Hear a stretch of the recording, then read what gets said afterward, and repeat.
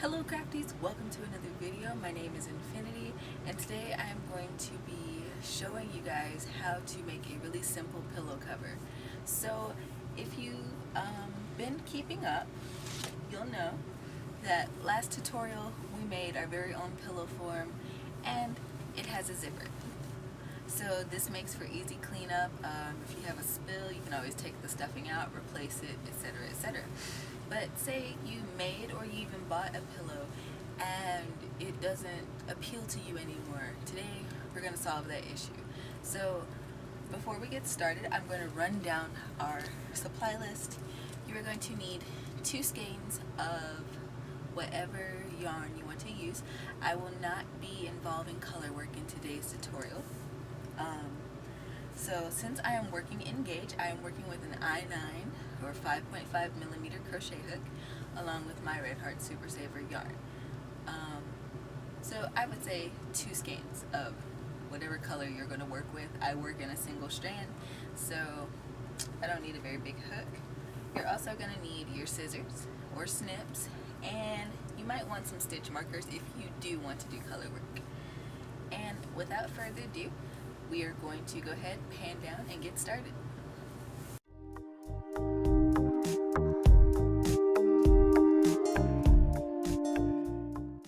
Okay crafties, so first and foremost with this project, you are going to want to measure out your pillow form or the pillow that you have made. So mine is about 12 by 13 and a half inches, which is cool.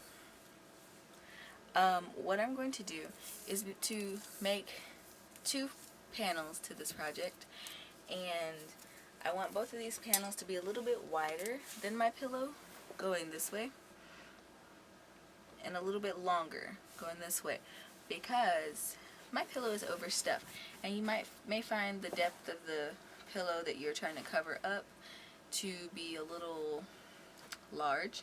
So you're going to want to compensate for that with your stitches. So I'm going to set this aside, and I'm going to grab my yarn over here, and I'm going to start off with a slip knot.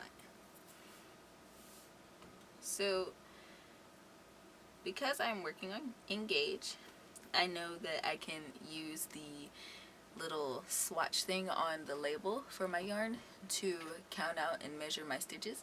So what I've done is pre-calculated everything. I'm going to do 45 stitches plus 3. So I'm going to go ahead and do that.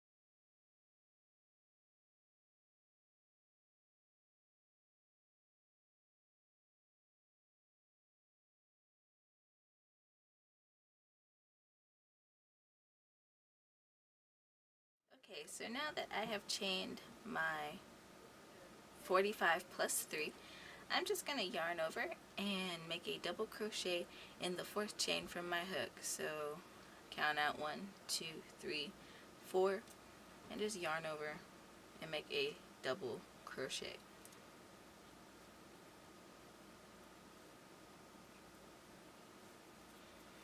And I am going to continue to work double crochets across my row until I get to the end. Okay crafty, so I am almost at the end of my row. I lost my stitches there.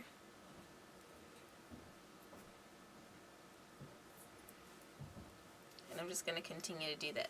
So for this pattern, it's just a matter of going back and forth across the rows until you get the length that you need for your project.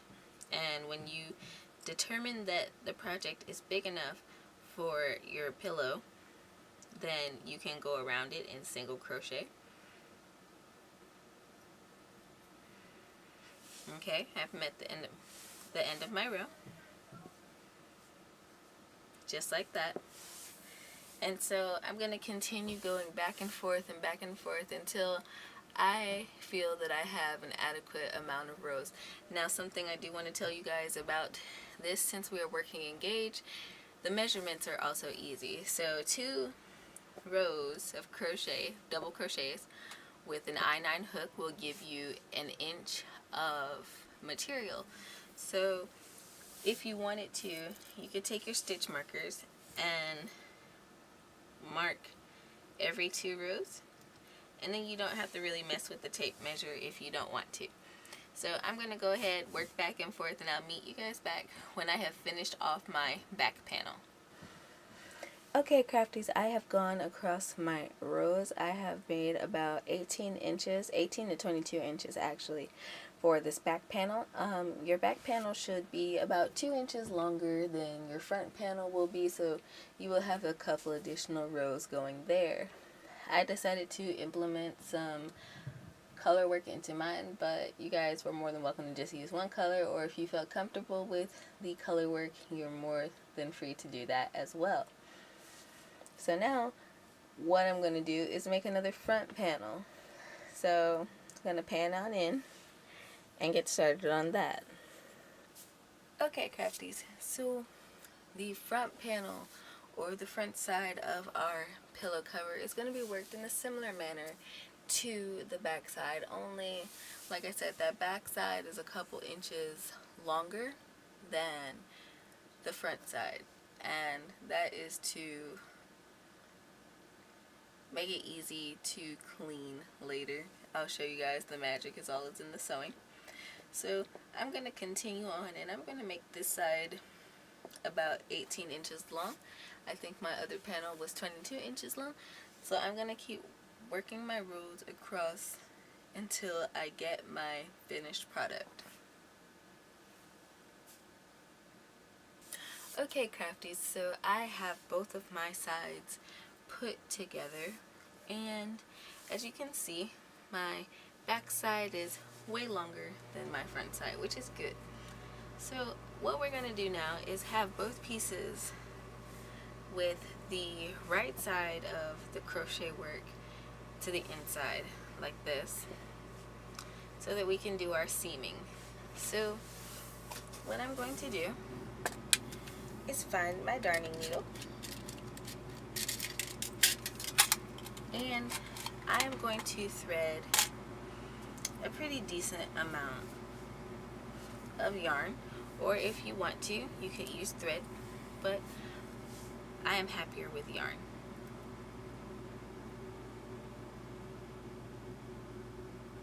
And I'm going to make sure it's not fraying.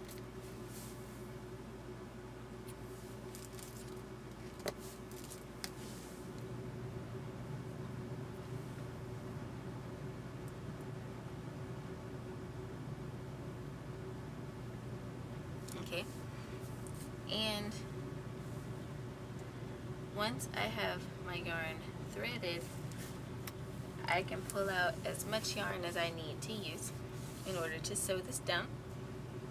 And so I like to pull out enough to maybe go around my project 1.5 times. So I'm going to go ahead and do that. And it's okay to eyeball it or have more than what you actually need. It gives you a little wiggle room and room for error. So now what I'm going to do is find the end of my threading, and I'm going to knot it. Just like I would if I were actually sewing. Or almost like it. Okay? And so because we are working this on the wrong side, it doesn't matter if our threads show on this side. And I wanted to show you guys, I did go around my project with single crochets. So what I want to do is not go in at the very edge here, but to come in along that second stitch of the row. Okay, and you want to make sure your project is good and lined up. And I'm just going to go through that double crochet and pull my string through like so. You might be tugging for a bit depending on the length of your string, and that's okay.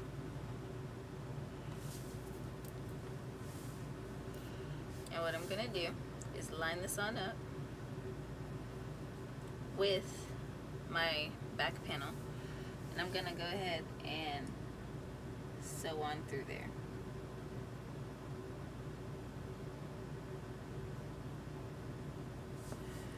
And this will give you that nice clean seamed edge in the end, so keep that in mind as you are sewing, making sure that you are not sewing to the very edge, but close enough to where you still have space for your cushion or your insert. And I'm just going to knot this one more time. Make that nice and big. Okay. And what I like to do is, for the first sewing thing, I like to do a whip stitch when I sew it, and treat it as though it is a tying down stitch. So that just means you're looping the needle through the yarn as you're pulling it closed, which ties it down, and that makes it more secure. So if you're constantly pulling on your yarn or your thread, it won't pull through your project and it won't just come loose, because that would be a nightmare. Alright, and now that I've done that, I'm going to go ahead and start sewing. Okay, crafties, so I have come pretty much to the end of my sewing, and I am finishing off this seam with a tying down stitch or whip stitch, either way. And I'm just gonna come in underneath this loop and tie it up again.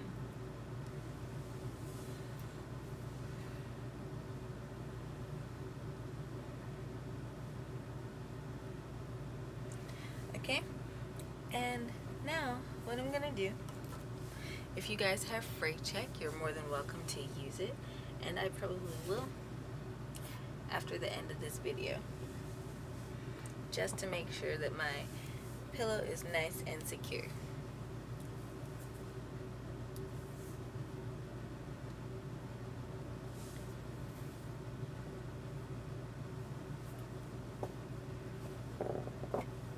Okay, so now I have turned my project on the right side, and I am looking at my back side. Now, the only reason I did color work on the back side was to distinguish it from the front side in another way, aside from length. So I'm going to go ahead and remove my stitch markers. And it is at this point that I would like to start putting my pillow into my pillowcase. So I'm going to go ahead, grab my pillowcase, and manage to get this thing in here.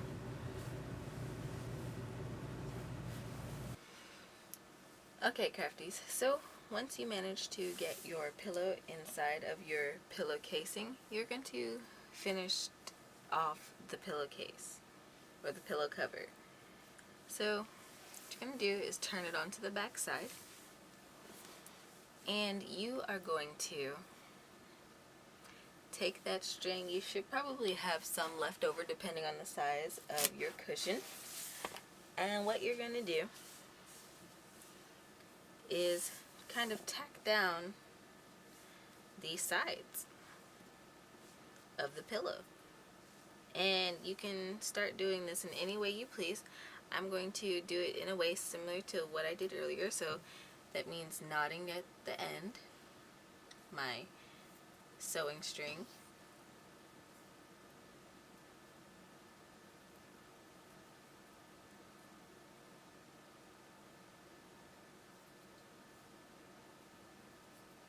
doing it just enough to make sure it stays tacked down.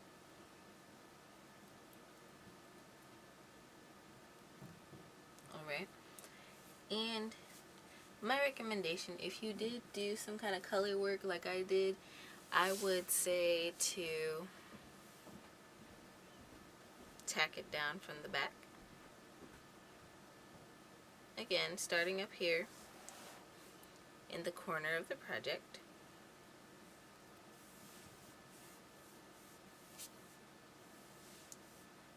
And pulling that stitch on down. And we can always tack that down later. What we're going to do now is do a whip stitch.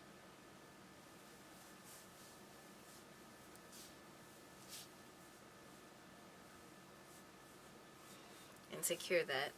And we're just going to weave in and out along the very edge of our project. So in this case, it is a-okay to weave in and out along that border of single crochets that you just did. And you're not going to do it all the way down because you want this to be an ease of access sort of thing.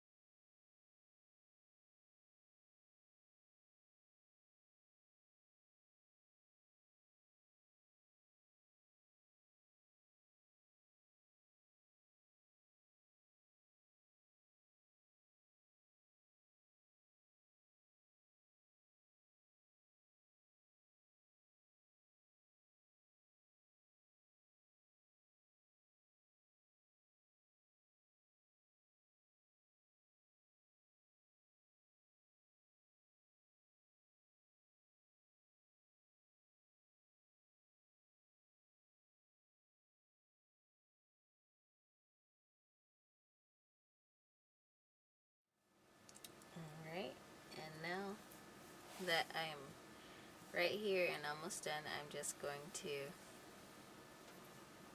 do a tying down stitch right here.